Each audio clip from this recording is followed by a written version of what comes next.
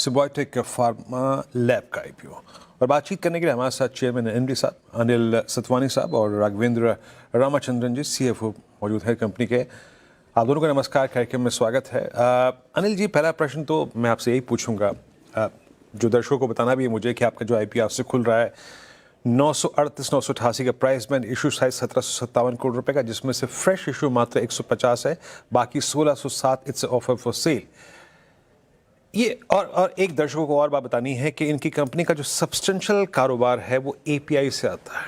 3 division है, API, CDMO and complex injectables. अच्छा अनिल जी, ये बताइए कि एक ऑफर फॉर सेल अगर आप देखें सब्सटेंशियल पार्ट है इस आईपीओ का, ये बताइए कि पिछले 1-2 साल में ग्रोथ कैसी रही। अब मैं एक इन्वेस्टर्स निकल रहे हैं आपके साथ, अब बाकी लोगों को जोड़ना है, किस प्रकार की ग्रोथ प्रोजेक्शंस हैं आने वाले 1-2 वर्षों में आपकी, और क्या आपका मुख्य कारोबार बड़ा रेवेन्यू कंट्रीब्यूटर यहां से आगे चलते हुए भी एपीआई ही रहेगा क्या?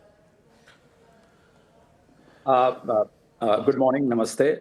देखिए, सबसे पहले तो समझिए कि जो हमारा एग्जिस्टिंग बेस बिजनेस है वो डेफिनेटली एपीआई है, जहां से हमारा लगभग 96% रेवेन्यू इसी स्टीरॉयड और हार्मोन्स, जहां हमारी ग्लोबल लीडरशिप इस एपीआई सेगमेंट में वहां से आ रहा है।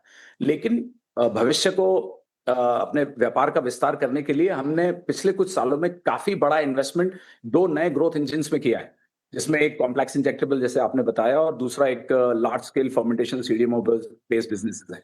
और दोनों ही वर्टिकल्स में लगभग उतना बड़ा इन्वेस्टमेंट किया गया जितना ऑलरेडी एपीआई बिजनेस हिस्टोरिकली किया गया है। तो आप एक अंदाजा लगा सकते हैं कि जो फ्यूचर की हमारी बेट है, जो फ्यूचर का हमारा फोकस है, वो सारे ग्रोथ इंजिन पर है और ये काफी बड़े रेवेन्यू को लेके आएंगे, जो हमारे एपीआई बिजनेस की जो 100% डिपेंडेंसी उसको सिग्निफिकेंटली डाइल्यूट कर देगा। Okay Anil ji good morning, और राघवेंद्र जी गुड मॉर्निंग। श्रेया बात कर रही हूँ।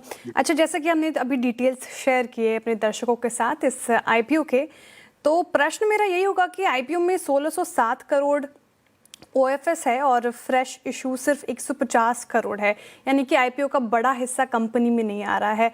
तो इन्वेस्टर्स को कैसे यकीन दिलाएंगे कि ये ग्रोथ फंडिंग से ज़्यादा शेयर होल्डर एग्जिट नहीं है?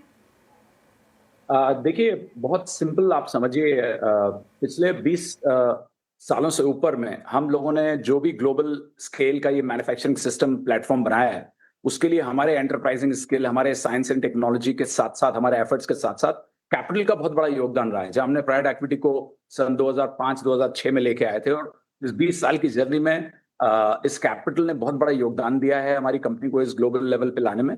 और ऑफ कोर्स हमने टाइम टू टाइम हमारे शेयर होल्डर्स को सिग्निफिकेंटली रिवॉर्ड किया है, वैल्यू क्रिएट किया है।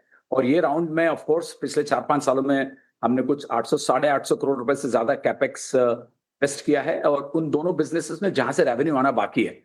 तो इस कैपिटल ने, जो प्राइवेट इक्विटी लेके आए थे, इस कैपिटल ने काफी बड़ा काम किया है। जो कॉन्सेप्ट टू सेल्स का जो जेस्टेशन पीरियड होता है, उस पीरियड को 80-90% तक खत्म कर दिया है, और अब हम मोनेटाइजेशन, उस नए दोनों बिजनेस में से मोनेटाइजेशन के लिए तैयार हैं। और ठीक उस वक्त पब्लिक इन्वेस्टर आ रहे हैं, और बहुत अच्छा आगे भविष्य है, क्योंकि जो ये सबसे बड़े हमारे जो ग्रोथ इंजिन हैं, दोनों ने ही रेवेन्यू आगे आने वाले कुछ सालों में देना बाकी है। तो पीछे के जो प्राइवेट इक्विटी है, जो एक फाइनाइट इन नेचर होती है, और उनका एक आईपीओ के माध्यम से, ओएफएस के माध्यम से निकलना बहुत नॉर्मल है। और स्पेशली जब इस कैपिटल ने पीछे हमारा रिस्क और कैपेक्स साइकिल देख लिया है, और monetisation is ready for the new public. Okay, अच्छा राघवेंद्र जी, आपका FY26 का एबिटा मार्जिन था करीब 26.6% का। आगे जाके फॉर दिस फिस्कल और नेक्स्ट 2 फिस्कल अप्रॉक्सीमेटली आपकी मार्जिन्स की ट्रैजेक्टरी क्या रहेगी, और क्या जो 2 और वर्टिकल्स जिसमें आपने इन्वेस्ट किया है उनकी तरफ से जब रेवेन्यू कंट्रीब्यूशन सब्सटेंशियल होगा, तो क्या ये मिक्स क्या आपको थोड़ा सा आपके मार्जिन्स में और एक्सपेंशन का मौका देगा क्या? Absolutely, yeah. So our API margins today has moved from 25%, 24% over the last couple of years to close to 28% today, and this is on the back of good product mix as well as good geography mix, which structurally we've continued to improve. Of course, we have put now more than 800 crores of capex in the 2 new business segments, injectables as well as CDMO, and both these new segments from a from a margin standpoint would be accretive to the existing business. So going forward over the next 2-3 years, you would see our margin profile improving substantially with the new businesses starting to kick in. Okay समय का थोड़ा अभाव है, लेकिन बहुत अच्छी ये चर्चा रही, थोड़ी और विस्तार में हो सकती थी। बहुत बहुत शुक्रिया अनिल जी, राघवेंद्र जी, हमारे साथ जुड़ने के लिए। All the very best for your IPO. चलिए फिर